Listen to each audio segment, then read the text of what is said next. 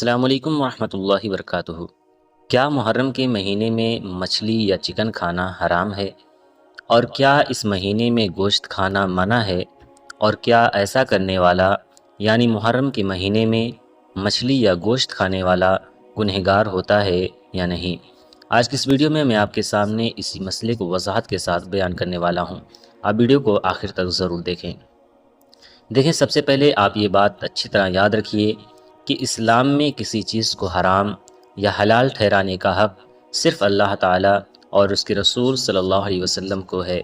اگر کوئی چیز شریعت میں حلال ہے تو اسے حرام نہیں کہا جا سکتا، اور کوئی چیز اگر حرام ہے تو اسے حلال نہیں کہا جا سکتا۔ مچھلی اور چکن دونوں شریعت میں حلال ہیں، قرآن اور حدیث میں ان کے کھانے کی اجازت موجود ہے۔ اب سوال یہ ہے کہ کیا محرم کے مہینے میں ان کا کھانا منع ہو جاتا ہے؟ تو اس کا جواب ہے نہیں۔ قرآن کریم اور حدیث شریف اور فقہائے اہل سنت کی کتابوں میں کہیں بھی یہ حکم موجود نہیں ہے کہ محرم کے مہینے میں مچھلی، چکن یا کسی حلال گوشت کا کھانا حرام یا ناجائز ہو جاتا ہے۔ کچھ علاقوں میں یہ رواج پایا جاتا ہے کہ لوگ محرم میں گوشت نہیں کھاتے۔ اگر کوئی شخص اپنی مرضی سے سادگی اختیار کرے تو اس میں کوئی حرج نہیں، لیکن اگر کوئی یہ سمجھے کہ محرم میں گوشت کھانا گناہ ہے یا شریعت نے اسے منع کیا ہے تو یہ بات درست نہیں ہے۔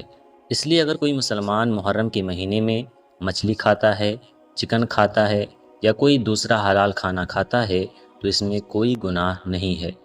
ہاں، ہر مسلمان کو چاہیے کہ محرم کے مہینے کی عظمت کا خیال رکھے، گناہوں سے بچے، نماز کی پابندی کرے اور حضرت امام حسین رضی اللہ تعالیٰ عنہ کی قربانی سے سبق حاصل کرے۔